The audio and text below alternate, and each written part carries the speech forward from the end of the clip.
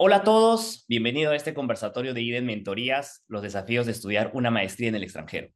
Como dijo Ricardo, este es el primer evento de los muchos que IDEN realizará y darán a conocer todo lo que deben saber si desean postular a una maestría en el extranjero.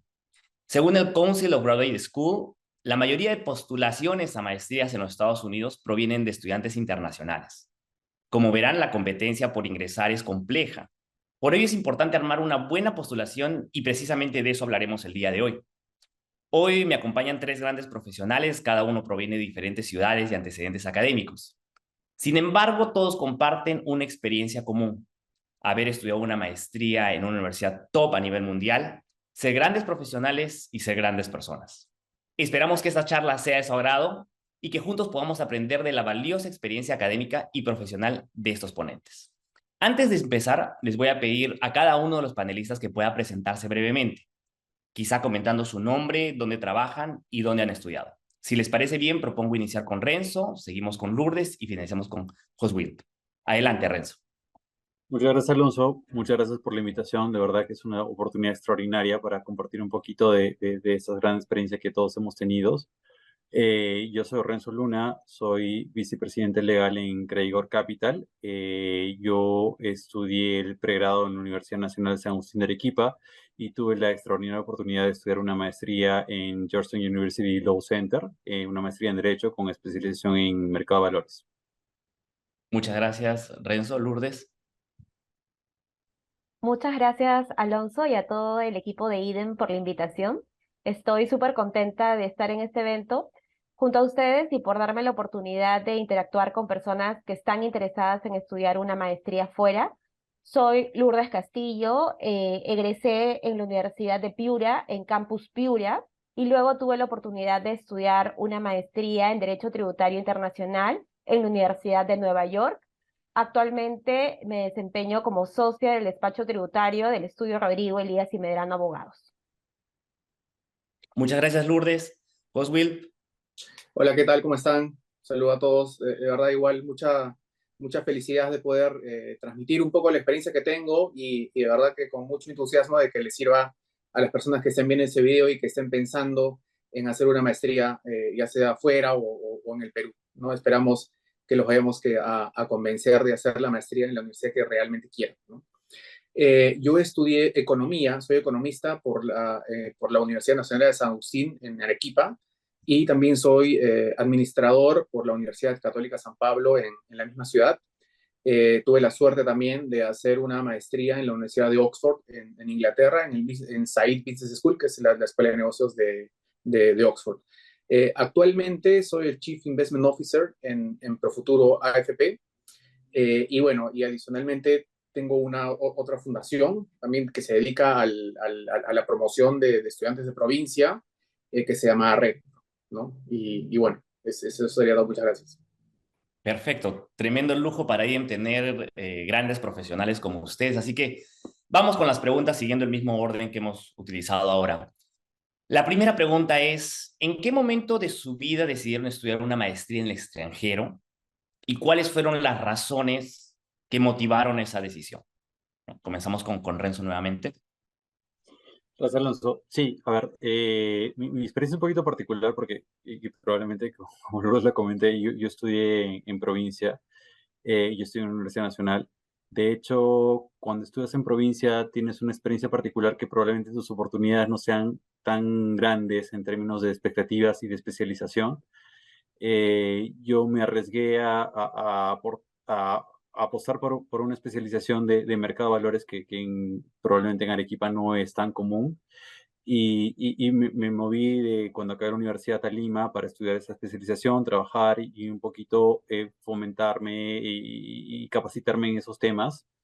Eh, Sabía que tenía un gap en términos de experiencia y de conocimiento respecto de muchos profesionales de Lima, razón por la cual preferí cuando llegué y cuando comencé a trabajar, primero estudiar una maestría local, para luego agarrar un poquito de experiencia en instituciones públicas que ven el tema de mercado de valores y luego un estudio de abogados, eh, se me dio la oportunidad de estudiar un estudio de abogados de reconocido prestigio, que es el estudio Chocopar. pero sobre todo con la expectativa de conocer un poco más, de fortalecer un poco más mi experiencia, mis conocimientos. Sentía personalmente la particularidad de que no estaba al nivel de muchos profesionales de Lima, que salen de muy buenas universidades donde les dan una excelente formación en términos de competencias especializadas como mercado de valores, derecho financiero o corporativo. Y la razón por la cual en mi evolución en ese campo, en mi evolución con la maestría local, en la evolución con mi experiencia en un estudio de abogados, me dio cuenta que había que dar un siguiente paso. Y el siguiente paso era retarme nuevamente a ver qué era lo siguiente en mi carrera profesional. No en términos del trabajo exactamente, sino en cómo podía mejorar como profesional, cómo podía avanzar en ese proceso de conocimiento y cómo podía crecer. Eh, Hay dos factores fundamentales en este tipo de decisiones. Uno es el personal, cuán comprometido puedes estar con tu crecimiento profesional y personal en términos de expectativas y objetivos, y el otro está relacionado con un poco las expectativas que puede tener tu actual o en tu momento puesto laboral para saber cómo puedes crecer. Por un lado, mis expectativas personales, profesionales, siempre fue eventualmente avanzar la medida de mis posibilidades económicas, profesionales, y que pueda obtener la experiencia deseada. Yo reconozco que particularmente, probablemente cuando fui a estudiar la maestría fuera en Estados Unidos no era exactamente el menor, no sé si el mayor, pero no el menor.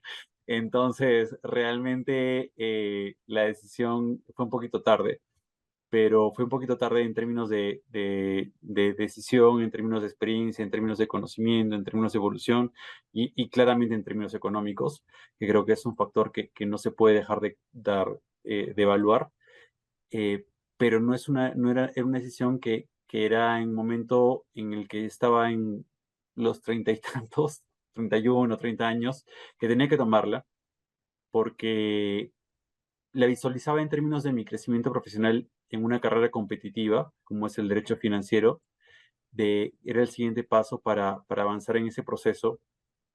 Eventualmente, la decisión la tomé pensando en que probablemente en el estudio de abogados en el que trabajaba era un más, algo que tienes que hacer necesariamente, pero te abre muchos campos de proyección y creo que fue la mejor decisión en términos de conocimiento, en términos de experiencia y en términos también de darte una apertura a otras situaciones que te retan en términos de idioma, que te retan en términos de conocimiento, que te retan en términos de experiencia, pero que te fortalecen al final y te hacen un mejor profesional y una mejor persona y que resultas ser más competitivo en el mercado porque valora mucho eso, no solamente en tu trabajo actual, sino eventualmente tú lo valoras como persona para tu crecimiento personal y profesional. Ujú.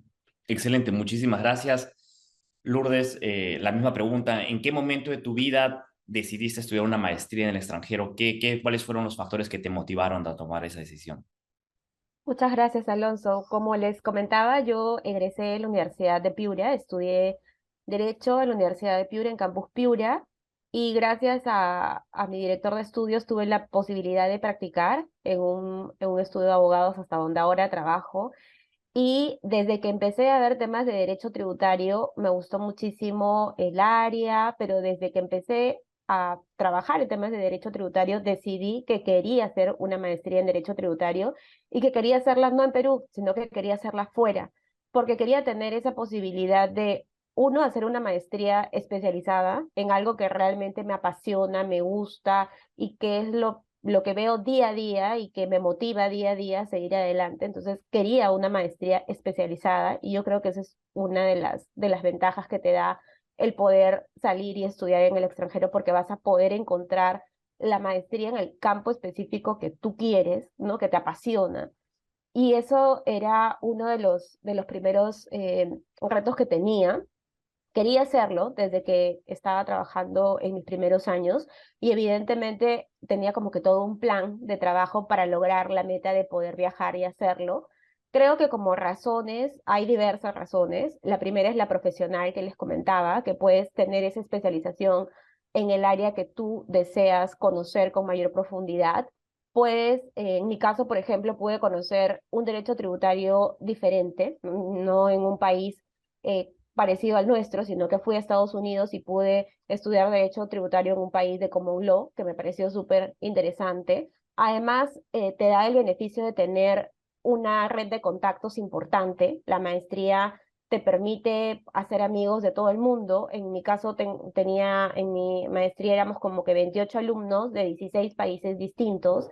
Entonces fue una experiencia culturalmente y profesionalmente enriquecedora porque pude aprender de muchos profesionales. Como mencionaba Renzo, probablemente no haya sido la mayor de la maestría, pero tampoco una de las más jóvenes, pero creo que esa era una experiencia muy enriquecedora porque cada quien tenía un background detrás que compartía sus experiencias en clase y eso hacía que las clases sean mucho más ricas en temas de conocimiento, en temas de experiencia, en temas de qué hacían otros profesionales en otros países. Así que eso me permitió abrir mi mente a otras realidades y en lo personal yo creo que es una experiencia súper, súper importante desde el punto de vista personal porque vives en otro país casi un año, puedes acostumbrarte, conocer la cultura del país en la que estás viviendo, tienes la oportunidad de viajar también a países cercanos. En mi caso, Nueva York me encantó, amé Nueva York y ahora lo considero como que mi segundo hogar y trato de ir cada vez que puedo. Así que creo que esas fueron las razones que me motivaron y que motivaría que más personas como nosotros puedan tener esa oportunidad e ir a estudiar fuera. Excelente, muchísimas gracias, Lourdes. Pues Will, la misma pregunta. ¿Cuáles fueron los factores que te motivaron a ti a estudiar una maestría afuera? Nada, perfecto. Mira, yo quiero rescatar dos cosas de lo que dijeron Lourdes y Renzo, ¿no? Porque, y para llegar a un punto. Lo primero que ellos, cuando ellos mencionan, cuando ellos dicen, oye, ¿por qué fue valiosa la maestría? En ningún momento te dicen por el título. O sea, ninguno te dijo, hoy no, porque quiero mi cartón o porque quiero completar un cheque, ¿no? Y ese es un mensaje súper importante, ¿no? La maestría afuera no se hace por un título. O sea, el título es la consecuencia, es el papel que te lo dan, ¿no? Pero el objetivo principal es lo que dicen ellos, ¿no? Tener una experiencia de vida en otro país, conocer otras culturas, conocer otros profesionales, otros puntos de vista, y eso es lo enriquecedor de una maestría, ¿no?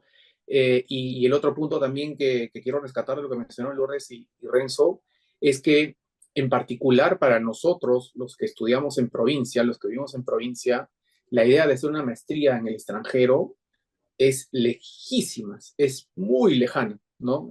Muchas veces tú dices, inclusive, te contentas con hacer una maestría en Lima. Ojo, no digo que las universidades de Lima sean malas para nada, no, nada que ver, ¿no? Pero como que el límite o la visión está acá, ¿no? Entonces tú necesitas, y ese es otro punto también que ellos mencionan, ¿no? Tú necesitas dos cosas. Decisión, o sea, ser consciente que quieres seguir avanzando. En el caso de Lourdes dijo, no, yo quería hacer una maestría en temas tributarios. O en el caso de Renzo decía, no, yo tenía claro lo que tenía que hacer. Entonces es necesario tener claridad de lo que quieres hacer. Y otra cosa, ¿no? Que, bueno, Renzo no lo mencionó, pero de repente lo ha tenido, pero Lourdes sí, es que tienes un guía, un role model que o te motiva pasivamente, ¿no? O te motiva activamente en el caso de Lourdes, ¿no? Que era alguien que trabaja con él y que, bueno, entiendo que fue el link entre ella y la empresa donde trabajaba, ¿no? Entonces, es importante ser consciente que necesitas actitud, decisión y que necesitas una oportunidad, ¿no? Y que te la tienes que crear. Entonces, yo, perdón que me dejé un poco, pero me parece súper relevante, sobre todo porque sí conozco mucho la realidad de los estudiantes de provincias, ¿no? Entonces, Ujú. la verdad que a mí, en resumen, me motivó más o menos lo mismo, o sea, la idea de tener una experiencia en otro país, conocer otras personas, conocer otros puntos de vista y sobre todo, ¿no? Darle o sea, traer a mi trabajo o a mi vida mayor conocimiento, pero de todo el mundo. Entonces, yo diría que eso fue lo que me motivó muchísimo, ¿no? Para hacer una maestría. Ujú. Pues Will, para cerrar un poco lo que tú dices y para encontrar una entonación también junto a lo que mencionaban Lourdes y Renzo, ¿a qué edad estudiaste tú la maestría? ¿A qué edad decidiste estudiar la maestría? Ahí está un segundo que pasa el helicóptero. Ya. Ok.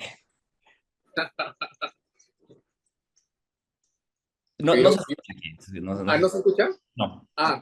Porque acá está, ya, pero bueno, si no se escucha, genial, ya, Ajá. entonces, a ver, yo decido, o en todo caso, creo que hay dos momentos, ¿no? O sea, yo desde que terminé la universidad, igual que Lourdes y Renzo, yo tenía clarísimo que tenía que hacer una maestría afuera, o sea, lo tenía clarísimo, ¿no?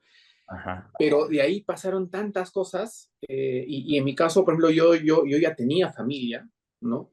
Entonces, cada vez con la familia se hace mucho más complicado, ¿no? O sea, si con la edad nada más y es complejo, imagínate tu esposa, yo tenía dos hijas, cada vez como que se hacía más lejana la idea de la maestría.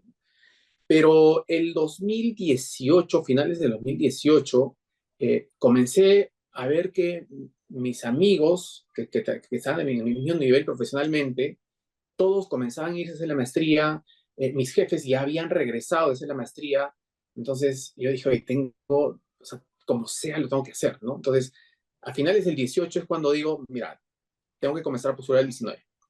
De todas maneras, ¿cómo? No sé, ¿no? Y algo que me ayudó mucho es eh, sacar el tema económico de la ecuación, porque el primer temor que yo tenía era, uy, ¿y de dónde voy a sacar la plata? ¿No? Porque no es barato, sobre todo en negocios no es barato, digamos, en otros campos de estudio tienes un montón de becas inclusive, ¿no? Pero en negocios, las maestrías de negocios, pues no hay muchas becas, entonces tenía que gastar un montón de plata y ahí recibí un consejo y me dijo, mira, saca la plata de la ecuación. Y le decía, pero ¿cómo voy a sacar la plata de la ecuación? ¿No? Si es una cosa importante. Y me dijo, no.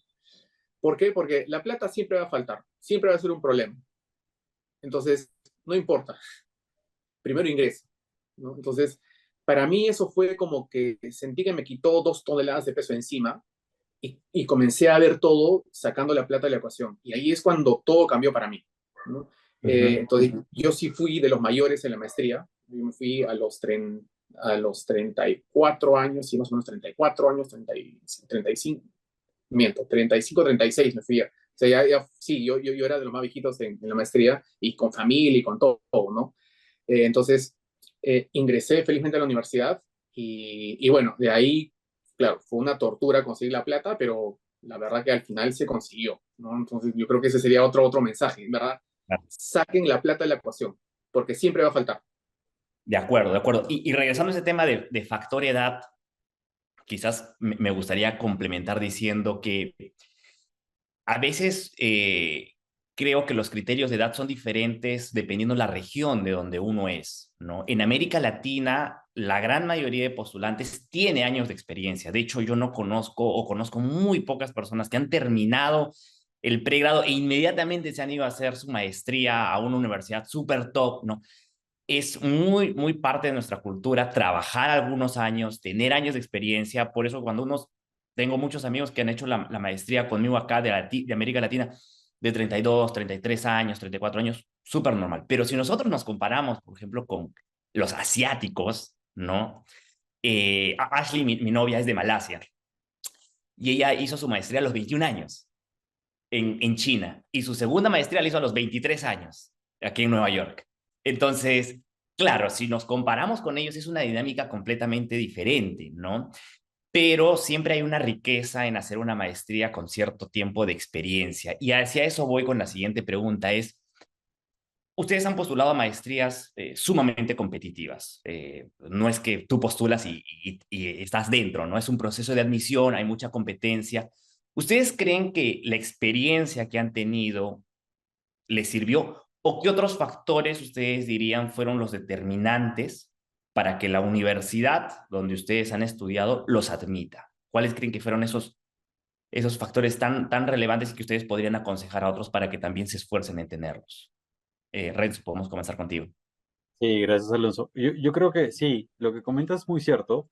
Creo que en general, bajo mi experiencia, las maestrías en Estados Unidos tienen una apertura a candidatos de muchos backgrounds diferentes, experiencias diferentes.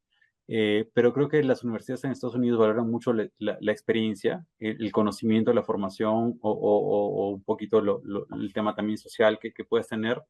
en términos de relevancia de que efectivamente tú puedas generar un impacto, o sea, que lo que recibas de conocimiento de la maestría pueda servirte para ti y sirva también para impactar en lo que eventualmente cuando regreses a tu país o como veas en tus términos de evolución puede influenciar. Creo que eso, la verdad, la universidad lo valora bastante, sobre todo cuando preparas tus aplicaciones y tu ensayo personal sobre el tema. Eh, en mi caso particular, sí, eso creo que mi experiencia previa, o sea, tener una suerte de formación, una suerte de conocimiento, una suerte de capacitación en el tema, no solo me sirvió para ser admitido, creo que yo fue una de las razones fundamentales, sino para, para hacer oportunidades y eventualmente para aprovecharlo. O sea, aprovecharlo en el término de creo que cuándo es el momento más adecuado para hacer una maestría, cada uno lo sabe, pero probablemente con un poquito más de conocimiento, un poquito más de experiencia, te sirva mucho más. Eh, Claramente vas a tener, como tú bien mencionabas, mucha gente de diferentes países que es mucho más jóvenes, mucho más hábiles, mucho más despiertas, pero ahí está el reto y es lo interesante, y lo interesante creo yo, no, sin sesgar un poquito el objetivo de cuándo debe ser una maestría, es eh, estar preparado para hacerla y estar preparado para aprovecharla. Porque si estás apostando por una gran oportunidad, necesitas la experiencia y conocimiento para sacar el jugo suficiente y cuando te consideres preparado. No hay edad, pero depende un poco del criterio personal de cada uno. Perfecto. La misma pregunta, Lourdes, ¿cuál consideras tú que fue lo más atractivo de tu perfil para la universidad que escogiste? Gracias, Alonso. Yo creo que es bien importante que cada uno identifique las fortalezas que tiene desde diferentes ámbitos, ¿no? Porque cada uno puede tener fortalezas que están ahí y que de repente es como que te autosaboteas, ¿no? Y lo digo para todas las personas que están pensando postular y que pueden decir, no, de repente la edad, yo fui a los 33 años y era, como les decía, el intermedio de mi clase. Tenía amigas de 21 años, pero también tenía amigos de 40, 42 años que habían ido con sus familias, con 2 hijos, con 3 hijos, y que habían hecho todo el esfuerzo del mundo para estar ahí. Y yo orgullosa y feliz de poder tener a esos compañeros con tanto talento y con tanta experiencia en la clase. Creo que es bien importante valorar y ver qué es lo que tenemos como pilares importantes en nuestra vida que pueden sumarnos para el tema de las aplicaciones. En mi caso, por ejemplo, me ayudó muchísimo tener la experiencia de haber trabajado en el estudio varios años y poderlo contar, pero creo que también el ser de provincia nos da un plus y nos da un plus bien importante porque puedes vender tu historia. Soy una alumna de provincia, estudié en un colegio nacional, acabé en un colegio nacional. Cuando acabé, quería ir a una universidad que en mi ciudad era la mejor universidad a la que quería ir, pero no podía pagar la pensión. Entonces decía, ¿y ahora qué hago? Postular, postular por becas, nunca perder que podemos lograr todo aquello que nosotros querramos, se puede lograr. Postulé una beca, cogí una beca de la universidad, estudié 6 años becada en la Universidad de Piura, a quien le agradezco y le voy a agradecer toda mi vida la oportunidad que me dio. Y gracias a eso pude tener la oportunidad de luego venir a Lima, trabajar en el estudio en el cual trabajo ahora, e igualmente cuando tuve que hacer mi historia de vida, conté mi historia. Vengo de provincia, he estudiado en un colegio nacional, me he esforzado muchísimo para poder alcanzar el nivel del TOEFL que la universidad me pedía, que me pedían más de 100 puntos, pero evidentemente había estudiado en un colegio nacional donde tenía 2 horas de clase de inglés a la semana, entonces no había aprendido inglés, era muy básico el inglés que tenía.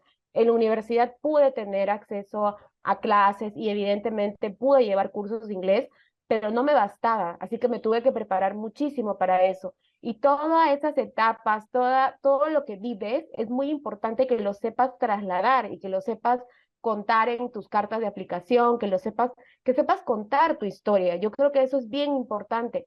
Pero de repente hay otros alumnos que es, no sé, que son deportistas y que pueden vender la idea de que soy de provincia, soy deportista, he tenido estos logros, formo parte de tal asociación, hago trabajos pro bono, hago voluntariado. Yo creo que hay diferentes maneras, no solamente el tema de tema de recursos económicos, o en mi caso, por ejemplo, también me ayudó muchísimo, creo, el tema de las notas. Tenía muy buenas notas en la universidad, muy buenas notas en el colegio, desde inicial, creo, y claro, para mí era como que, pero lo pongo o no lo pongo, tienes que ponerlo y poner todo lo que tú, hay cosas que para nosotros son como que, pero no sé si eso va a vender, no sé si eso la universidad lo va a tener en cuenta, hay que ponerlo, hay que poner todo aquello que nosotros consideremos que son nuestras fortalezas, ponerlo en los documentos, en nuestras cartas de aplicación, y es una historia, es tu historia, y vender tu historia y hacerle saber a esa universidad que vale la pena que apuesten en ti, que eres alguien que te has esforzado y que vale la pena que te den esa oportunidad de poder hacer esa maestría, porque vas a retornar o a tu país o vas a continuar en un país distinto, pero vas a aportar a la sociedad de una manera súper importante, porque con todo lo que has hecho hasta ahora, evidentemente tu meta es seguir avanzando y seguir contribuyendo a que esta sociedad tenga mejores profesionales y mejores personas. De acuerdo, Lourdes. Y solo para continuar contigo, una preguntita chiquita es, un profesor me dijo una vez, todos tenemos una historia que contar. Pero hay algunas personas que dicen, wow, escucho la historia de Lourdes, de Renzo, de Hoswil, y son historias impresionantes, chicos de provincia, súper inteligentes, y mucha gente podría decir, yo no tengo una historia, no, yo no tengo una historia que contar. ¿Qué le dirías a esos jóvenes, Lourdes, que te dirían, mira, yo no soy como tú, tu historia es sorprendente, pero ¿cómo encontrarían su historia? ¿Qué les dirías a ellos? Yo creería que bien importante este programa que está lanzando IDEN, que a mí me parece de súper ayuda, porque creo que las personas que han postulado te pueden siempre buscar una guía, ¿no? Buscar a alguien que te aconseje y que te pueda decir, porque tú puedes creer que tú no tienes una historia, pero en verdad sí la tienes. Y está ahí, y es una historia muy personal, y es una historia que de repente no sabemos. Puede ser alguien, como les decía, que ha hecho voluntariado toda su vida, o que, no sé, de la ciudad que creció, se mudó de un lugar a otro. Yo tenía, por ejemplo, amigos en la universidad que habían estudiado ni siquiera en Piura, sino que habían estudiado de Piura a 4 horas, y que sus papás hicieron un esfuerzo inmenso de poder mudarlos desde la zona de Piura, que es una zona de sierra, para que lleguen a estudiar a Piura. O de repente no ellos, de repente el papá o la mamá tuvo que hacer un esfuerzo increíble para que su hijo tenga las oportunidades que tiene. Yo creo que lo importante es poder descubrir esas fortalezas que tienes, que probablemente creas que no las tienes, pero están ahí, ¿no? Yo en algún momento conversando con alguien le decía, pero tal, ¿no? Y contaba algo que me había pasado y decía, pero eso es importante. Y me decía, pero ¿cómo no va a ser importante? Y yo, sí, entonces yo creo que es importante tener alguna conversación con alguien que haya postulado antes, porque esa persona también te puede ayudar y te puede dar muchas ideas de conversando, fluyen muchas cosas, ¿no? Fluyen muchos factores. De repente, como les comentaba, el tema de papá, de la mamá que viajó, o los roles profesionales que tuvieron los papás, también puede ser muy motivador y muy inspirador, y construir en base a tu historia, ¿no? ¿Qué es lo que has vivido? ¿Cómo has llegado a donde estás? ¿Qué es lo que quieres lograr? ¿Qué es lo que quieres hacer para que esta sociedad sea mejor, ¿no? ¿Por qué es el propósito de tu maestría? ¿Qué es lo que hace importante que seas tú quien tenga esa vacante en esa universidad, y cómo vas a contribuir a la sociedad en la que estás?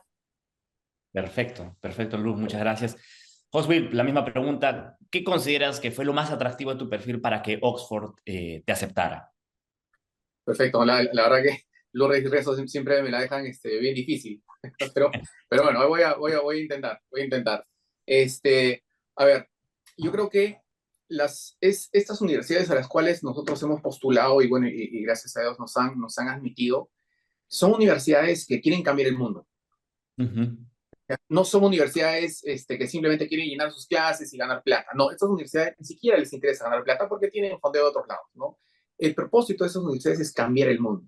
Entonces, para cambiar el mundo, ellos necesitan a los mejores, pero sobre todo a los más comprometidos, porque saben que si es que siembran en ellos, así como dice Lourdes, ellos acabando la maestría van a salir y van a cumplir con el propósito de la universidad, que es cambiar el mundo. Donde estén, se queden ahí, se vayan a otros países, donde sea. Entonces, esas universidades no solamente ven la capacidad técnica que se ve reflejada en las notas, en tu GMAT, en tu TOEFL, eso digamos que la primera línea como para que te vean, ¿no?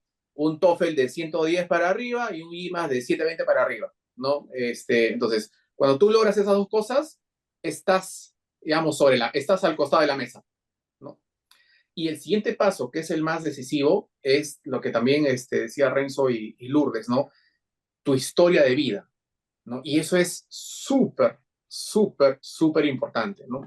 Porque yo creo que en mi caso, sí, es cierto, yo también, o sea, yo tuve un buen GMAT, tuve un buen TOEFL, pero para mí creo que fue que yo supe contar mi historia de vida, ¿no? Y bueno, algo pequeñísimo, yo nací en Chumbivilcas, ¿no? Chumbivilcas es una provincia que queda en el Cusco. Yo soy quechua hablante, ¿no? Aprendí a hablar castellano recién a los 8 9 años, más o menos, viví ahí hasta los 13 años. Luego me fui a Arequipa a terminar el colegio, cuarto y quinto de secundaria. Entré a la UNSA, a la San Agustín, a estudiar economía, y igual que Lourdes, yo, o sea, no tenía ni un centavo, o sea, no éramos pobres, pero no había plata para pagar una pensión universidad privada en ninguna. Igual, por cosas de la vida, yo me gano una beca en la San Pablo, ¿no? Entonces, por eso yo estuve becado en la San Pablo, y así como Lourdes, yo a la San Pablo la adoro con todo mi corazón. Y siempre voy a estar agradecido con esa universidad porque me cambió totalmente la vida, ¿no? Bueno, y la San Pablo me ayudó muchísimo porque me dio un nivel académico muy alto, digamos, me hizo ver cosas tan sencillas como, por ejemplo, oye, necesitas inglés. No, yo no tenía la idea de que necesitaba el inglés, ¿no? Entonces yo estudié inglés en la San Pablo, en el Centro de Idiomas, también te dan un poquito más de visión de las cosas, ¿no? Entonces, sí, la universidad vio que yo tenía una trayectoria académica más o menos buena, siempre fui el primero o segundo en la carrera, en el colegio también, también algo que yo hice en el 2017, más o menos, 17, 16, precisamente por las razones que comentaron, ¿no? Los estudiantes de provincia siempre tenemos un poquito de desventaja, ¿no? Frente a los estudiantes de la capital, por mil razones, ¿ya? Entonces, ahí yo me di cuenta que yo podía hacer algo. Y me di cuenta que las prácticas profesionales, las prácticas preprofesionales, eran el vínculo más importante entre un estudiante hacia su trabajo, ¿no? Porque cuando tú contratas, ves, ¿no? ¿Dónde practicó, qué practicó? Y de ahí, cuando ya postulan a un puesto de trabajo, lo más importante en su CV es sus notas, universidades, todo, pero también, oye, ¿dónde has practicado, qué has hecho? Y eso le falta a los universitarios de provincia, ¿no? Y por eso van con una ventaja tremenda si es que quieren hacer su carrera acá en Lima. Entonces, lo que dije, oye, hagamos, como yo tenía, cómo llegar a las empresas por el trabajo que tengo, les dije, mira, ¿por qué no me das un slot de prácticas de verano para los estudiantes de provincias, de enero a marzo, que es el único momento donde pueden hacer prácticas, porque de ahí no pueden hacer, porque para que todas las prácticas tienes que estudiar. Entonces, imagínate que alguien quiera practicar acá, no sé, pues en Estudio Rodrigo, en Checopar o donde fuere, si vive en Piura, en Arequipa, no puede. Entonces, solamente tiene el verano. Entonces, algunas empresas, toqué 300 puertas, ¿no? Me cerraron 298. Solamente me abrieron 2 puertas y me fui a Arequipa, comencé en Arequipa el proyecto y ahí elegimos dos estudiantes, ¿no? De todas las universidades de Arequipa y las trajimos y hicieron su práctica. Las empresas felices, ¿no? Súper felices. Entonces luego ya comenzamos a hacer el proyecto mucho más grande, ¿no? Porque el feedback que nos daban era, oye, la actitud, todo genial, pero la verdad que el nivel académico no es que sea malísimo, pero hay un gap académico entre provincias y Lima. Y eso, si les duele, pero es un hecho, ¿no? Entonces, ahí lo que dije es, bueno, entonces agarraré a los mejores profesores del país en temas de negocios, que son practitioners, los convenceré de enseñar a los chicos de provincias y creé un programa que se llama el PEP, de 3 meses, gratuito todo, donde hacemos un examen de selección a nivel nacional de los mejores estudiantes, 35 nada más, solo de provincias, universidades de provincias, y les llevamos este curso de nivelación,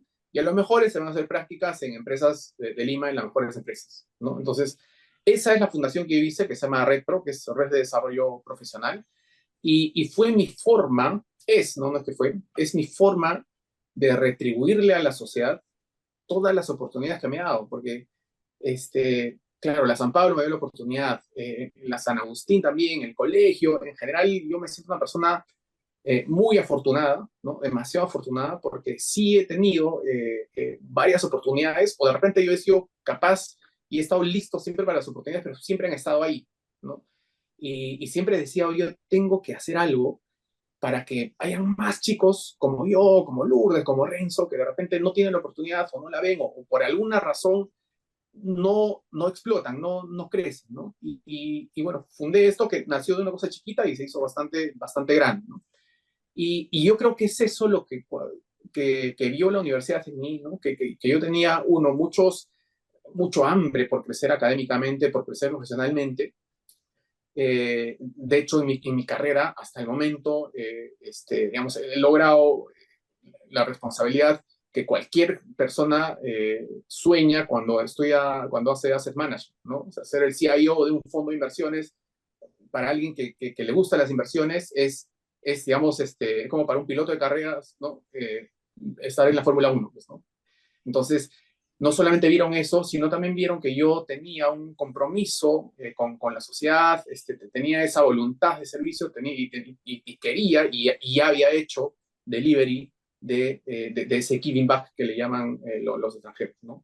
Entonces, el mensaje me parece que es un poquito ingresar a una universidad, o sea, necesita mucho trabajo, ¿no? Y ese trabajo no lo vas a hacer en un mes, en 2 meses, en 3 meses, ¿no? Sino que tienes que primero hacerte la pregunta, tienes que conocerte para saber cuál es tu historia, para saber cuál es tu propósito, hacerte esas preguntas, ¿no? ¿Y qué hago yo? ¿Por qué estudio esta carrera? Y ahí te vas a dar cuenta que sí, tu carrera y todo tiene todo el sentido del mundo, y la verdad es que independientemente que uno crea, no, y sí, pues pero esta es la historia de Josué, de Lourdes, de Renzo, son historias bien pajas, yo soy alguien normal, la verdad que nadie normal. O sea, si tú comienzas a indagar y conversar con alguien, te vas a dar cuenta y vas a decir, uff, yo no podría, o qué difícil, o qué paja, o mira, o sea, todo lo que hace este tipo, ¿no? Entonces, sí tienen que ser conscientes que no basta solamente con conseguir el dinero, es más, saquen el dinero de la ecuación. Tampoco basta con ser el geniecito de que sacas tu TOEFL 120 y tu GMAT en 720, ¿no? Tu GRE o lo que sea, ¿no? Sino que tú tienes que decir hoy, esto estoy trayendo a la mesa para cumplir el propósito de la universidad, que es cambiar el mundo, De ¿no? acuerdo, de acuerdo. Mira, y has tocado un tema muy interesante y es que este proceso de postulación, pues, toma no un mes, 2 meses, probablemente toma algunos años, mientras tú también descubres quién eres, tu propósito de vida, cómo impactas a la sociedad y cómo eso tú lo vas a transmitir. Pero también el proceso de postulación tiene pues algunos requisitos, ¿no? Carta de recomendación, el TOEFL en inglés. Y esta vez cambiemos el orden, comenzando con Just Will y terminamos con Renzo. ¿Cuál crees tú que fue la parte del proceso de postulación más burocrático que más tiempo te tomó, especialmente para alguien viniendo de provincia que estudió inglés a los 18, 20 años mientras estabas en la universidad, porque toda la postulación es en inglés, pero aparte tienes que tomar exámenes en inglés. Entonces, ¿cuál crees tú que fue la parte que más tiempo te tomó, que más retadora de todo el proceso de admisión? Yo diría, o sea, dividiría el examen de postulación en dos partes, ¿no? La parte técnica Ujú. y la parte como que cualitativa, ¿ya? Y te voy a decir por qué. La parte técnica me refiero a los exámenes, ¿no? El TOEFL, el GMAT, el GRE o lo que te pide la universidad, ¿no? Y ahí la verdad que para mí o sea, lo que me costó un montón fue el GMAT. Ujú. Fue bien difícil, porque el GMAT es en inglés, ¿no? Entonces, como yo no tenía muy buen inglés, me costó mucho, sobre todo en la parte de la redacción, o sea, en la parte de las letras, ¿no? Eso me costó mucho y acá, y por qué eso fue un problema para mí? Porque acordémonos que el GMAT tiene dos componentes, ¿no? Tiene letras y números, ¿no? Y la verdad que en números, los latinos nunca le vamos a ganar a los asiáticos o a los indios, porque ellos son muy buenos en números. Entonces, todos los percentiles, los mejores percentiles los tienen ellos. Y tú, como latino, o sea, claramente hay gente que sí le gana, ¿no? Pero en promedio, estamos hablando acá de promedios, el promedio de los occidentales es menor que el promedio de los asiáticos, incluidos los indios, los coreanos, todos ellos, ¿no? Entonces, siempre vas a tener una desventaja ahí. ¿Ya? Pero, así como ellos tienen esa ventaja de los números, ellos tienen la desventaja de las letras, porque su gramática es totalmente distinta. Bueno, hay toda una discusión ahí afuera, ¿no? Entonces, ahí es donde nosotros tenemos que aprovechar. Entonces, si tú no sacas una buena nota en letras, se te va a hacer un poquito más complicado. Entonces, para mí, en esa parte técnica, para mí el GMAT sí fue bien pesadito. Fue, de verdad que fue bien pesado y bueno, yo ya tenía pues mis dos hijas, yo tenía mi esposa, entonces era más Claro. difícil todavía porque tenía que regresar al trabajo, estudiar, mis hijas, mi esposa, era más complejo, ¿no? ¿Cuánto tiempo estudiaste para el GMAT? Como unos 8 meses más o menos. ¿Y cuántas horas a la semana tú le dabas a ese estudio? O sea, intentaba darle por lo menos 1 hora al día, por lo menos, ¿no? Y los fines de semana sí le daba sus 7, 8 horas, ¿no? Cuatro el sábado y domingo, ¿no? Entonces estamos hablando de a la semana, 8 más 5, como 12 horas a la semana, ¿no? Pero bueno, si yo hubiese sido soltero sin hijos, eso lo hacía en 3 meses, ¿no? Entonces, claro, tampoco quiero asustar a los chicos, ¿no? Claro. Pero y es también porque a mí los exámenes siempre, o sea, siempre me han jugado una mala pasada los exámenes, ¿ya? Porque yo puedo saber un tema, lo discuto todo, sé absolutamente todo, pero me ponen el examen y quizás es que me pongo nervioso, me presiono algo y mi examen muchas veces no es el reflejo de mi conocimiento, ¿no?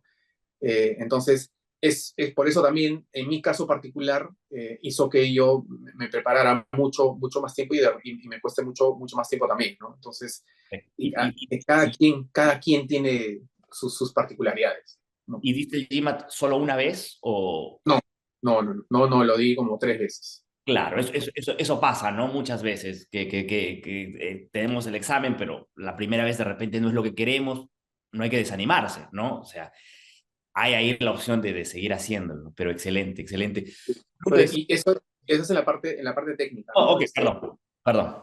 Y la otra parte era la parte de los ensayos, ¿ya? ¿Por qué?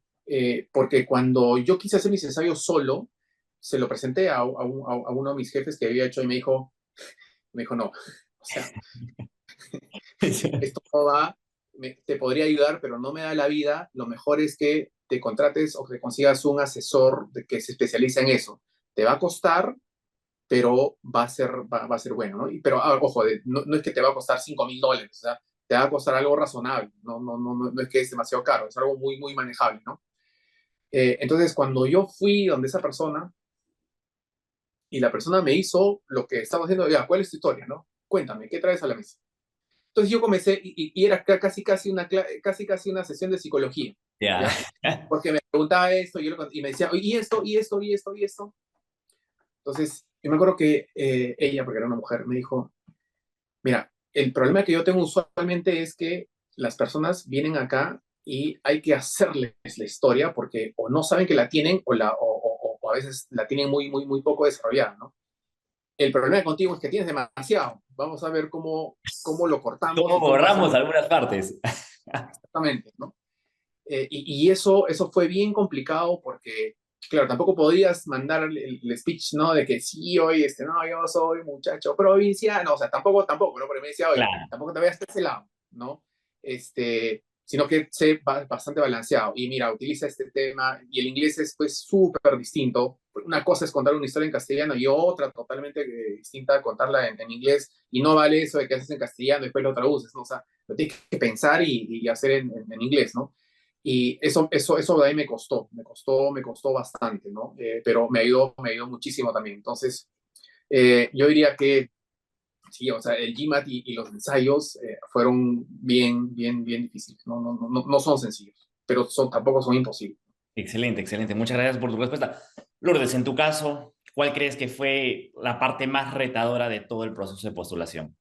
En mi caso, yo creo que la parte más desafiante fue el TOEFL, porque como les comentaba, yo venía de un colegio nacional de 2 horas a la semana de inglés y en la universidad evidentemente estudié inglés, pero para llegar al puntaje que necesitaba sí me requirió mucho esfuerzo, mucha dedicación. me tomó como 2 años poder alcanzar el puntaje que realmente quería y luego seguí igual estudiando porque también sentía la necesidad de que quería estar tranquila para que cuando estuviera en clase tuviera el manejo suficiente de tomar notas en clase, de entender perfectamente las clases, de hacer mi mejor esfuerzo para estar lo más preparada ya para las clases de la maestría en sí.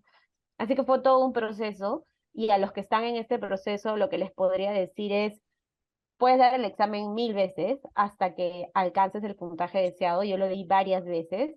No hay que desanimarse. Creo que lo importante es la perseverancia y las ganas de lograr lo que uno quiere, que eso es lo que va a marcar principalmente la diferencia. Esas ganas que tienes de hacerlo, lo vas a lograr. Si sea hoy día, mañana, cuánto tiempo te tome, cada quien tiene una historia distinta, cada quien tiene una realidad distinta, pero de que lo vas a lograr, si lo quieres lograr, lo vas a lograr y eso que no sea un impedimento. Si es que tu primer examen no sale como tú esperabas, lo vas a volver a dar.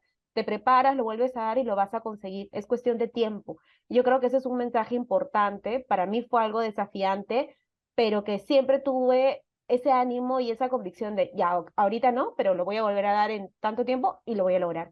Y yo creo que eso es bien importante, tener esa motivación y esas ganas de que lo vas a lograr y esa seguridad, eso es algo que hay que mantenerlo siempre, no desanimarse y seguir porque si tenemos esas ganas y esa perseverancia, lo vamos a conseguir.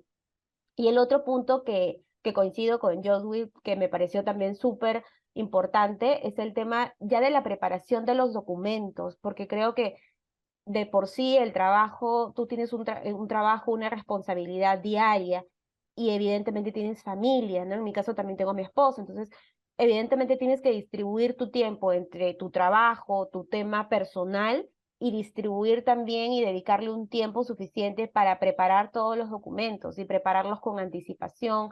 Eso también demanda tiempo, demanda esfuerzo. Entonces, creo que eso también fue una parte que demandó mucho de mí, de poder preparar todos los documentos, ver el tema de las cartas de presentación, preparar los ensayos, que también era importante, y como dice Joswy, no tener miedo. En mi caso yo también tuve asesoría de una persona que me ayudó muchísimo y que, claro, justamente pasaba lo que hablábamos hace unos minutos, ¿no? Que yo decía, pero ¿y qué voy a poner en mi carta? Porque no sé exactamente cómo voy a poner, qué es lo que voy a poner, pero cuando hablé y empecé a contar mi historia, cómo era, descubrí que realmente tenía una historia y tenía una historia que, claro, para mí era como que, bueno, eso pasó, no vine a estudiar, pero yo no lo veía como que, wow, pero cuando lo conté era, ah, tú has hecho eso, entonces, y es parte como una sesión de psicología, creo yo, porque como que tratan de hacerte más preguntas y más preguntas, de ver de dónde vienes, qué has logrado,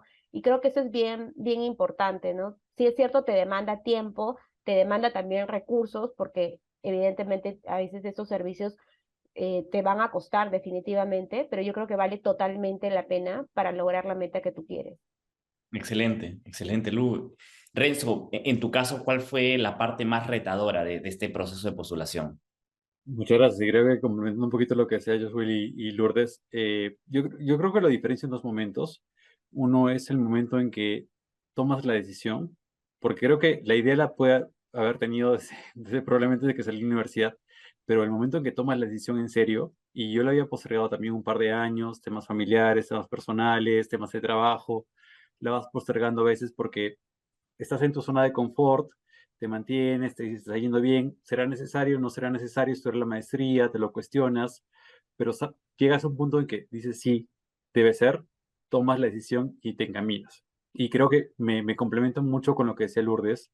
Yo he estudiado en un colegio nacional en Arequipa y he estudiado en una universidad nacional en Arequipa. Cuando acabé en la universidad, mi nivel de inglés era, y eso que estudié en un instituto supuestamente a nivel avanzado, pero mi nivel de inglés era básico.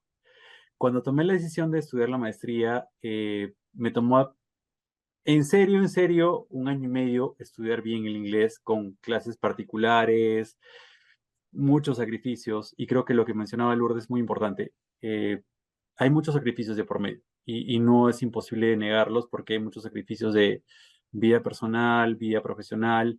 Para mí el mayor reto era cómo, como decía Lourdes y yo, conseguir los documentos, prepararte a la vez, hacer las postulaciones, prepararte para el inglés.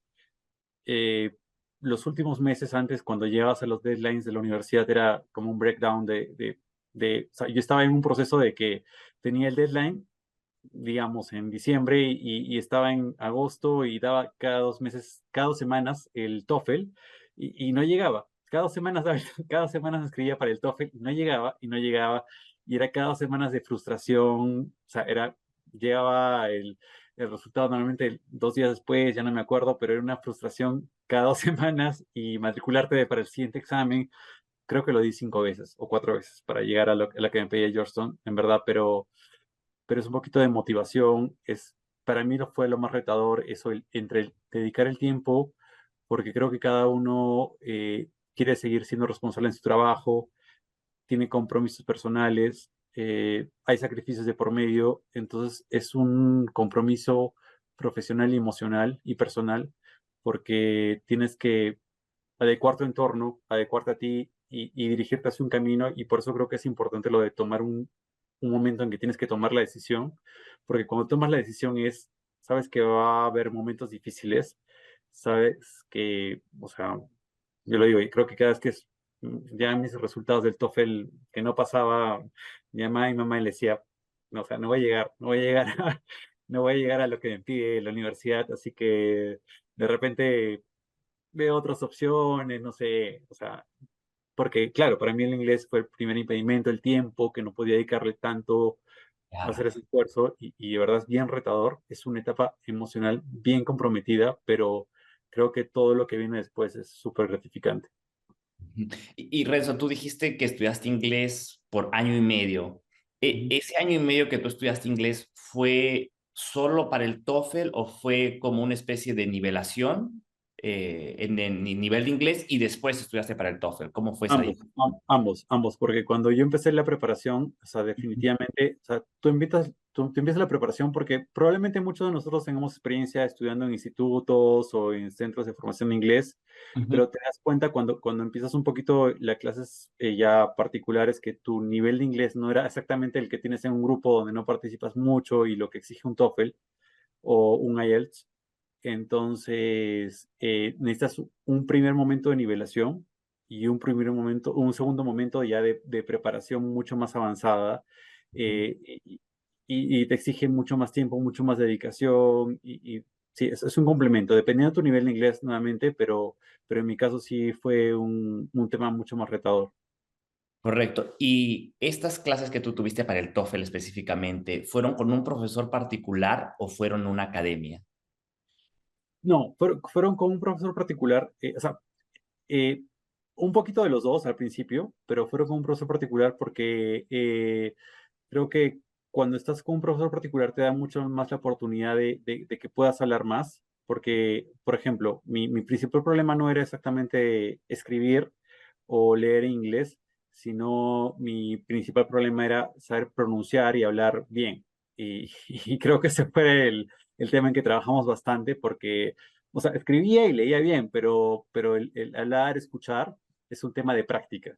Y creo que la práctica de una persona mejora mucho esa evolución.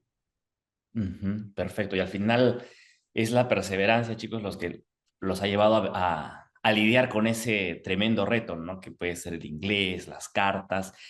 Y bueno, esto me anima a pasar a la siguiente pregunta. Retornamos al mismo orden que teníamos antes y es, al final una maestría, pues, es una serie de retos donde ustedes crecen profesionalmente. Por supuesto, van a tener también nuevas oportunidades laborales.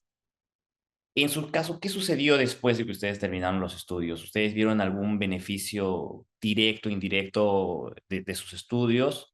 Y si los vieron, ¿cuáles fueron esos beneficios? Renzo, en tu caso, tú terminaste de estudiar la maestría en Georgetown. ¿Y qué fue lo que vino después? ¿Terminaste en mayo, junio? ¿Cuáles fueron tus siguientes pasos? Sí, gracias, gracias. O sea, a mí me agarró un poquito el contexto complicado porque terminé en pandemia. Entonces, de hecho, era un contexto complicado. Definitivamente, Estudio Chocopar, con el que estaba trabajando y con el que empecé la maestría, me apoyó bastante en ese sentido. Regresé en julio del 2020 a Estudio Chocopar. Y sí creo que la maestría me dio un importante insight en términos de entender transacciones internacionales, de comprender mucho más legislación, en mi caso americana, de términos de que estamos muy relacionados en términos financieros de transacciones. Me dio un valor agregado de comprender muchos otros conceptos nuevos que en ese momento estaban surgiendo o evolucionando el tema de fintech, el tema de negocios digitales. O sea, me dio bastante contexto, pero creo que también importante me dio mucho la apertura para conocer temas de temas personales, de crecimiento personal, de evolución personal en términos de cuál es el impacto que quieres lograr, qué es lo que quieres como profesional, eh, exactamente cómo quieres enfocar tu carrera, que creo que en mi caso particular, Georgetown tiene un poquito de enfoque en eso, de ver un poquito más allá del término de conocimientos, el término de enfoque e impacto social que puedes tener.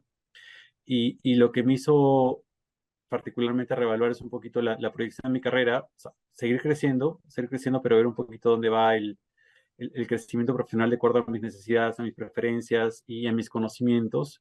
Y es lo que me ha llevado a estar donde estoy actualmente, que de verdad me siento muy contento en términos de lo que veo, de lo que busco y de lo que recibo. Y creo que Georgetown fue una herramienta fundamental en términos de experiencia, en términos de conocimiento y en términos de amplitud de entender un poco el entorno, entender un poco tus necesidades y entender un poco dónde debes enfocarte. Perfecto. Muchas gracias. Lourdes, la misma pregunta. ¿Qué pasó después de que terminaste tu maestría? Gracias, Alonso. Yo creo que mucho depende de qué es lo que nosotros queremos lograr con la maestría, ¿no? ¿Cuál es el propósito que tú tienes de la maestría? En mi caso, yo quería, como les comentaba, viajar, tener la oportunidad de estudiar esta maestría en tributario internacional y poder volver a mi país y continuarme desarrollando profesionalmente. Efectivamente, volví al estudio Rodrigo, que es donde actualmente sigo, y estoy súper contenta. De hecho, la maestría me ha servido un montón para mi día a día. Yo siento que, por ejemplo, ahora me siento súper cómoda trabajando en temas en inglés, en temas internacionales. Siento que si es que tengo alguna pregunta o algo, alguna inquietud, puedo contactar a algún amigo de la maestría que de repente está viendo o discutiendo el mismo tema y le puedo escribir con toda confianza y decirle, mira, esto está pasando en el Perú, qué es lo que están haciendo ustedes allá, cómo lo están manejando, o he visto que están proponiendo esta reforma, qué es lo que están buscando ustedes, cómo crees que lo van a manejar o cómo crees que esto se va a desarrollar en el tiempo. Yo creo que eso es lo que te da la maestría, dependiendo de lo que tú realmente quieres, lo vas a lograr, ¿no? Es algo que tú te permite crecer profesionalmente y personalmente. Los amigos de la vida que tengo ahora, de la maestría, que los quiero muchísimo, que están en otros países, están en China, están en la India, tengo amigas que se quedaron en Estados Unidos y que cada vez que puedo los veo, cada vez que puedo nos escribimos. Entonces, creo que todo eso te hace sentir que valió realmente la pena ir y ponerte en esta situación retadora, pero que valió grandemente la pena y que estoy súper contenta porque, como les contaba, lo uso en mi día a día. O sea, en mi día a día yo veo el efecto. Wow. Y solo para continuar, Lourdes, una preguntita chiquita. Decías, te sientes cómoda con el inglés. O sea, el haber hecho la maestría en inglés, tú sientes, te desarrolló la habilidad de hablar en inglés, por supuesto, pero también te quitó el temor de repente porque Exacto. inicios con Antes gente, era ¿no? probablemente algo que pensaba, que si tenía un encargo que llegaba en inglés, decía, ah, ha venido en inglés.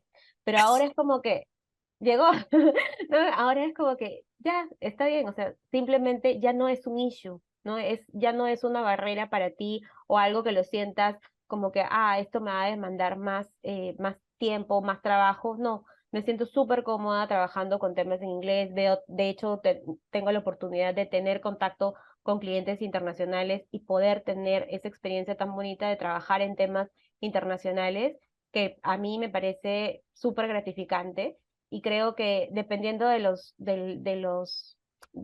metas que tenga cada uno, eso es lo que principalmente te llena, ¿no? Y te hace sentir que valió realmente la pena. De acuerdo, de acuerdo. Will, ¿tú qué beneficios viste de tu maestría? ¿Qué es lo que sucedió después? Mira, yo estoy ahí bien, muy, muy de acuerdo con Renzo y sobre todo con Lourdes, porque yo sí veo los beneficios en el día a día, ¿no? Y creo que lo puedo resumir en que tengo mucha más seguridad en varias cosas, ¿no? En el inglés, clarísimo, es un punto, pero en lidiar también en las negociaciones con, digamos, con gerentes generales de otras empresas, incluso de empresas mucho más grandes que tú y gente mucho, mucho mayor que tú, no solamente en Perú, sino del mundo, ¿no? En mi trabajo yo invierto en todo el mundo, en todas las empresas del mundo y también acá en las empresas invierto en los gobiernos, entonces necesito, digamos, estar seguro en las negociaciones que se hacen y, claro, cuando hablas de dinero tampoco no puedes perdonar ni un centavo, ¿no? Entonces tienes que ir muy seguro a las negociaciones. Eh, y otra cosa que yo sentí en la maestría es que eh, esa seguridad hace que evoluciones en todo sentido. Yo me siento como un super saiyajin después de la maestría, ¿no? A los que han visto Dragon Ball Z o les gusta, ¿no? Me fui aquí, ¿no? Goku, tranquilo, y regresé con el pelo amarillo. Bueno, sin pelo, ¿no? Pero sí sentí que regresé como un super saiyajin en todo sentido, no solamente en el trabajo, sino también en mi casa, en el día a día, con mi esposa, con mis hijas, porque conoces otras experiencias y te das cuenta que al final todos, digamos, somos más o menos parecidos, tenemos los mismos problemas, lo que nos diferencia es la forma en la cual nosotros abordamos y solucionamos ese problema, ¿no? Y es súper interesante porque hay problemas tan complejos que uno dice, oye, este problema es imposible de solucionar, y vas a un caso de estudio y alguien por ahí que, no sé, pues estuvo en África luchando contra la malaria, te contó una historia, ¿no? Por ejemplo, si me das un minuto y lo voy a hacer bien, bien cortito. Una de mis compañeras de la maestría, y es otra cosa pajísima de lo que dijo Lourdes, ¿no? Una de mis compañeras de la maestría trabajaba en la ONU, donde trabaja en la ONU, pero en un programa que era de lucha en contra de las enfermedades en África, pero enfermedades tranquilas, o sea, enfermedades que con una vacuna de $1 lo solucionas y le cambias la vida a una aldea, ¿no? Y el problema es que había las vacunas, había todo, y no había cómo llevar todas las vacunas a todos los pueblitos o a todas las aldeas en África, y estaban 5 años en ese problema, ¿no? Hasta que alguien se dio cuenta que en todas las aldeas había una Coca-Cola, una botella de Coca-Cola. O sea, la Coca-Cola sí llegaba a todo lado, a todas las aldeas. Entonces el tipo dijo, ¿y cómo hago? Entonces hablaron con la Coca-Cola y la Coca-Cola le dijo, no, no, porque no puedo, porque es muy caro y todo. Y a ese se le ocurrió, si ustedes ven las cajas de las gaseosas de la Coca-Cola, no tiene la parte de arriba, mirando arriba, y hay espacios vacíos entre cada botella, ¿no? Entonces este tipo agarró e hizo una caja para las vacunas, llenando los espacios vacíos con una tapa. Entonces, Ah, ahí ponían todas las vacunas. Entonces, la Coca-Cola te lo llevaba gratis, ¿no? Porque era de Tecnopor, no pesaba nada, y al contrario era una tapa que le daba protección a las gaseosas. Entonces, wow. así cambiaron miles de vidas, ¿no? Y así como es historia, tú ves 300, 400, 500 en toda la maestría, ¿no? Entonces tú regresas acá a Perú y dices, te enfrentas a un problema bien complejo y dices, de todas maneras, hay una solución fácil, solo que no la estamos viendo. Hay que ver cómo lo hacemos. Entonces, eso para mí fue súper importante, ¿no? Porque ahora yo regreso acá y siempre que me enfrento a un problema, digo, oye, tiene que haber, tiene que haber una solución out of the box, porque tiene que haber, solo que no lo estamos viendo, ¿no? Y la verdad que me salen cosas así, ¿no? Y dijo, mierda, por eso digo, uy, caramba, siento que se me prende el pelo amarillo, ¿no? Cada vez que se me ocurre ideas así. De Pero acuerdo. yo diría que es eso, ¿no? Perfecto, perfecto. Y bueno, chicos, hay muchas personas que nos están escuchando, nos están viendo ahora, están aprendiendo mucho de lo que ustedes están diciendo, y esta es ya la última pregunta para cerrar. ¿Qué conclusión tendrían ustedes? ¿Cuál sería el mensaje para ellos? ¿Vale la pena estudiar? ¿No vale la pena estudiar? ¿Qué les dirían a estas personas que nos están escuchando, nos están viendo ahora? Comenzamos contigo, Renzo. Esta es ya la última pregunta, así que es una especie también de cierre, ¿no? No, gracias Alonso, gracias a IEM. De verdad que la oportunidad muy buena. Coincido con lo que decía Lourdes al principio esperamos que podamos apoyarlos, sobre todo a los chicos de provincia, y en eso un poco va en la línea mi idea. ¿Cuál es la recomendación o la sugerencia? No dejar de soñar, porque probablemente uno cuando está estudiando, sobre todo en provincia, cuando está estudiando pregrado, probablemente piense, eso es muy lejano, no veo que eso sea normal en provincia, probablemente eso no es lo que económicamente me sirva, probablemente deba terminar la carrera y conseguir un trabajo, eh, pero creo que no hay que dejar de soñar o no hay que postergar los sueños. A veces las situaciones son complicadas, a veces hay que hacerlo, a veces hay que adaptarnos, pero siempre pensar en grande y siempre pensar en el siguiente paso. Todo su debido momento, como decía, creo que no todo es exacto que como podría darse eventualmente en unas situaciones normales de que acabas la carrera, un par de años trabajas y estás pensando en una maestría afuera, no necesariamente son las situaciones que todos vivimos. Normalmente tenemos que tomarnos un proceso para trabajar, aprender, ahorrar, pero nunca dejar de soñar, nunca dejar de pensar que sí puede haber un siguiente paso, y que siempre que querramos ese paso no es imposible. Creo que estudiar una maestría afuera no es imposible, y ahí va el que no, lo que no debemos hacer, en términos, no debemos rendirnos. O sea, hay mil obstáculos, en verdad, que como hemos conversado bastante en esta reunión, hay mil obstáculos en términos del idioma, en términos de la capacitación, en términos económicos, que creo que no hay que descontarlos, en términos de experiencia, en términos de muchas cosas. Y hay muchos momentos en los que te da ganas de rendirse, y creo que agrego el tema personal, porque a veces no hay que dejar de desvincular el tema de que tenemos familia, que tenemos personas que, que, que, que tenemos que estar al tanto, y da ganas de decir, oye, ¿valdrá la pena en verdad hacer eso? ¿Valdrá la pena seguir esforzándose? ¿Valdrá la pena invertir tanto en capacitarse afuera?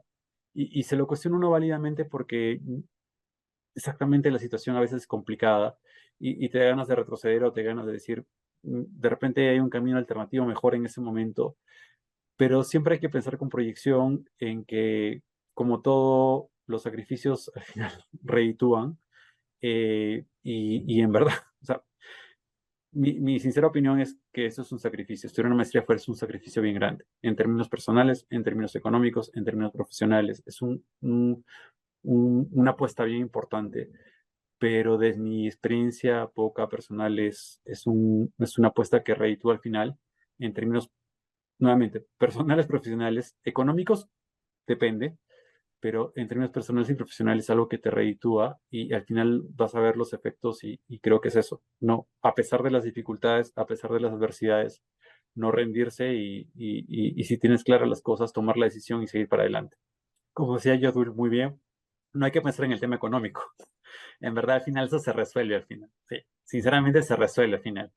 El tema es decidirte, estar dispuesto, enfocarte y adelante, alinearte. Eso De acuerdo. sería por mi parte. Muchas gracias, Alonso. Gracias, Renzo. Lourdes, ¿cuál sería tu mensaje final para los chicos que nos están escuchando? Muchas gracias, Alonso. Yo creo que lo que les diría es que si queremos, podemos.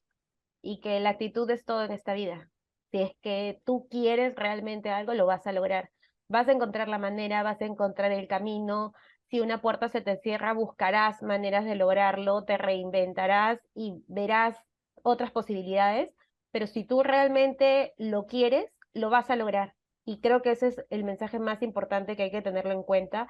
No rendirse, ser perseverante hasta el final, no desanimarse si es que el resultado que obtienes inicialmente, como hablábamos, si es que el TOEFL, que el primer examen que das, no es lo que tú esperas.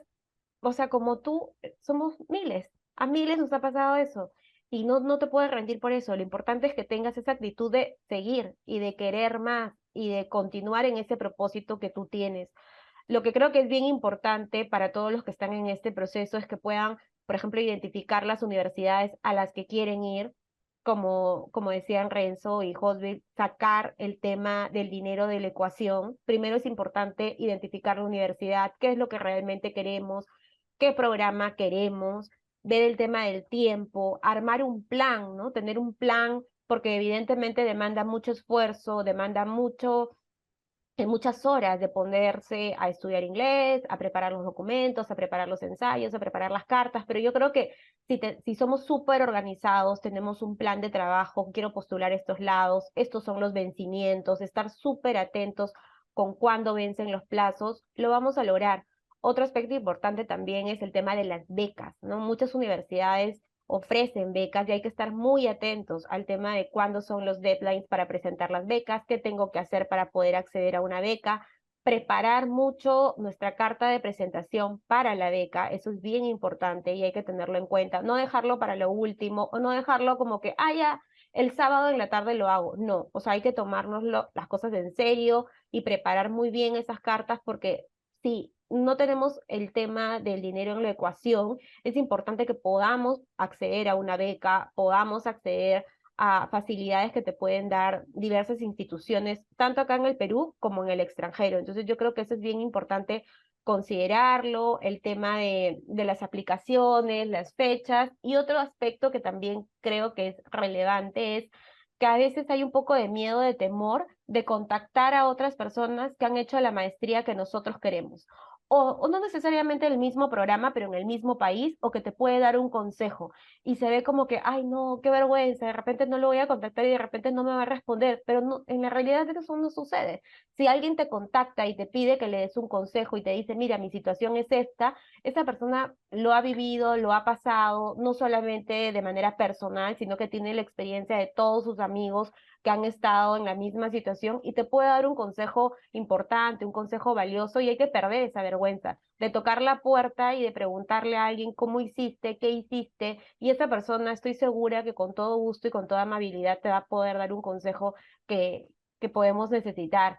Y también otro aspecto que quería resaltar es ya cuando estás en la maestría, dependiendo de los planes que tengas para la maestría, si te quieres quedar en ese país o quieres volver, igual, seguir tocando puertas, ¿no? Ir a todos los eventos que puedas ir, no perderte ni medio evento. Ay, no, me da vergüenza decirle a tal para conversar. Cero vergüenza, le dices, le escribes. Probablemente acá en Perú no es tan común, pero en otros países sí, en Estados Unidos, por ejemplo, era muy común contactar a alguien y decirle, oye, ¿me puedo tomar un café contigo? ¿Puedo conversar contigo 5 minutos? O ahora que tenemos el tema de la virtualidad, ¿puedo tener una llamada por Zoom contigo? Y 5 minutos pueden ser súper valiosos y te van a ayudar un montón y te pueden facilitar el camino. Entonces yo creo que eso hay que tenerlo muy presente, aprovechar todas las oportunidades que tengamos. Creo que ahora cada vez es más común que las universidades hagan eventos acá en Perú, que hagan eventos virtuales, acceder a todos los eventos. ¿Y qué cosas no hacer? Eso sí, también lo quería resaltar, es no tener miedo. El miedo hay que dejarlo de lado y armarse de valor, y si uno realmente lo quiere, ponerle toda la actitud y toda la fuerza del mundo. No autosabotearnos, que también es bien importante. Tenemos que identificar nuestras fortalezas y decir, hay personas que dicen, ay no, pero es que no tengo el dinero, pues entonces no lo voy a hacer, lo veo imposible, ¿de dónde voy a sacar toda la plata que cuesta esa maestría? Pero no es así, hay un montón de caminos, ¿no? Hay becas, hay financiamientos, pues vas a encontrar la manera, ¿no? Puedes pedir que préstamos a una entidad financiera acá en el Perú, o puedes encontrar alguna entidad que te ayude, o la misma universidad te puede dar facilidades. Entonces, no autosabotearnos, no decir, no, esta universidad la descarto porque no la voy a poder pagar. Y no, que eso no sea un factor. O decir, no, a esa universidad no voy a postular porque, no, ¿qué me va a admitir esa universidad? Presenta bien tu historia, trabaja bien en tus documentos que lo vas a lograr. Si tú quieres, tú puedes. Yo creo que eso es lo más importante, el tema de la organización, hacer todo con tiempo, no dejar las cosas para última hora, no dejarlo todo en manos de otros, tener el control y realmente trabajar en ello, y no verlo como solamente un aspecto profesional, que creo que es en lo que todos coincidimos. No es un aspecto profesional de un título, es también un aspecto personal de crecimiento, de poder tener esa experiencia que me parece súper valiosa y que le recomendaría para todos. Así que nada, ánimo a todos los que están en el proceso, y la actitud lo es todo en esta vida, y si queremos, podemos. Perfecto, perfecto, Lourdes, muchísimas gracias. Joswil, ¿cuáles serían tus palabras de cierre para los jóvenes que nos están escuchando? Mira, Lourdes ha tocado varios temas súper importantes que no los habíamos tocado inicialmente, y yo quería redundar o profundizar un poquito más sobre las universidades, ¿no? Porque uno cree que tiene que ir a Harvard, ¿no? Que tiene que ir a Columbia, o que tiene que ir a tal, o que tiene que ir a tal, porque está en el ranking, está no sé qué, ¿no? Y la verdad que no es así, ¿no? Uno tiene que ir a la universidad donde se sienta más cómodo, una universidad que comparta su propósito y una universidad que esté alineada y donde tú te sientas cómodo, porque la maestría no es como la universidad del colegio, ¿no? Donde vas, aprendes una nota, ¿no? La maestría es para otra cosa, es un lugar donde tú te tienes que sentir súper, súper cómodo y lo tienes que disfrutar y aprender. Entonces, ahí es necesario que sí hagas tu investigación de todas las universidades posibles que hay en el mundo, de todos los programas donde quieres ir, y comienzas a mapear y comienzas a segregar, a filtrar, y dices, ya, oye, estas son las 5 universidades donde me gustaría estudiar porque cumplen con esto, con esto, con esto y con esto, ¿no? Y si las 5 no son Harvard, Stanford, Berkeley o lo que sea, no importa, ¿no? Eso no importa, o sea, importa donde tú te sientas cómodo y donde la universidad esté totalmente alineado contigo. Y yo creo que ya para cerrar, me gustaría hablar del tema de las oportunidades. Mira, probablemente no muchos estén de acuerdo conmigo, pero mucha gente se queja de que no hay oportunidades, ¿ya? Y yo no creo eso. Yo creo que sí hay oportunidades. Yo creo que hay oportunidades no a montones, porque van a depender mucho, no sé, pues alguien que nace acá en Lima, estudia en la Pacífico, ese estudiante claramente va a tener más oportunidades que, no sé, pues un Renzo, un Lourdes o un Hoswil que estuvieron pues en Arequipa o en Piura, ¿no? Eh, pero no significa que no tengamos oportunidades. O sea, vamos a tener oportunidades menos que otras personas, sí, seguramente, pero las vamos a tener. El truco es estar listo. O sea, para mí la oportunidad es como un tren que pasa, ¿no? Y claro, para otros el tren pues se detiene y la puerta abierta y te da 5 minutos para que subas, ¿no? Para otros pues 3 minutos, para otros no hay puerta, para otros hay una ventana, ¿no? Y para otros, como los tres que estamos acá, es, hoy te tienes que colgar la barra, ¿no? Pero tienes que entrar al tren. Entonces, sí va a haber oportunidades. El tema es que tienes que estar listo. ¿Y qué significa estar listo? Lo que te dijeron Renzo y Lourdes, ¿no? Oye, no te desanimes, trabaja, estudia, haz tu tarea, aprende, toma la decisión, no tengas miedo, persevera, no te asustes. O sea, todo eso es estar, estar listo, ¿no? Hay un actor mexicano, no me acuerdo el nombre de ese actor mexicano, pero si después se los paso, ¿no? A él lo entrevistan porque es un actor que nació igual en un pueblito, pucha, súper, súper desconocido en México todo, y el tipo la rompió, ¿no? Y le hacen una pregunta, ¿no? Oye, ¿no? ¿Qué mensaje le darías a los jóvenes? Y el tipo agarra y dice, mira, yo no soy parte, dice, yo no creo en el echaleganismo, o sea, el de, oye, échale ganas, ¿no? Oye, tú puedes, ¿no? No. Porque no todos vamos a tener las oportunidades que todo el mundo las tiene, pero vamos a tener pequeñas oportunidades. Y lo que él decía, mira, como un partido de fútbol. Hay algunas personas, como a nosotros tres, por ejemplo, o cuatro, que incluye Alonso, que un partido de fútbol el entrenador no nos va a poner al principio. Y de repente no nos van a poner, ¿no? Pero de repente hay unos entrenadores que nos van a poner 3 minutos, 4 minutos o 5 minutos, los últimos 5 del partido. ¿Ya? Entonces, lo que tienes que hacer, lo que tenemos que hacer, es entrar en esos 5 minutos y meter un golazo, ¿no? Que el estadio pues explote. Eso es lo que tenemos que hacer, ¿no? Y para hacer eso, tienes que correr más rápido, tienes que saltar más alto, ¿no? Tienes que driblear mejor, tienes que tener mucho conocimiento de la cancha, etcétera, etcétera, etcétera, etcétera. Entonces, para mí es eso, el tema de las oportunidades. Va a haber, pero tienes que estar listo. ¿Y qué significa estar listo? Lo que te dijeron Lourdes, lo que te dijo Renzo, lo que han hecho ellos, ¿no? Oye, no sé inglés, profesor particular. Oye, no sé esto, estudio. Hoy quiero hacer esto, estudio, me preparo, etcétera, etcétera, ¿no? Porque es muy fácil decir, no hay oportunidades, no tengo oportunidades, pero estoy sentado haciendo mis TikToks en mi casa, ¿no? Entonces, ese no es el camino, ¿no? O sea, así nunca va a haber, nunca vas a tener oportunidades, claramente, ¿no? Tienes que salir, tienes que escribir por LinkedIn, tienes que preguntar. Lo que dijo Lourdes es súper importante, ¿no? Uno tiene mucho miedo de levantar la mano, tiene mucho miedo de preguntar, y la verdad que eso no es así. Tú escribes y te van a responder. Ya, claro, tienes que escribir 1000 veces y te van a responder 10. O sea, tampoco es que escribas y todos se van a responder, no. Escribes 1000 veces y te responden 10. Ya. Y si no te responden, ¿qué pierdes? Nada. No te respondió. Entonces, yo creo que cerraría con eso, ¿no? O sea, vamos a tener oportunidades. Una, dos, pero vamos a tener. Perfecto. Oswild, Renzo, Lourdes, muchísimas gracias. Ha sido realmente un tremendo conversatorio. Toda la información, las experiencias que ustedes han compartido, estoy 100% seguro que va a ser sumamente útil para todos los que nos están escuchando. Muchas gracias nuevamente. También a los que nos escuchan. Ahora les pasaré con Ricardo, quien les va a contar un poquito más sobre lo que estamos desarrollando con IDEN Mentorías. Y bueno, hasta una próxima oportunidad, chicos. Hasta luego. Gracias. Muchas gracias. Gracias.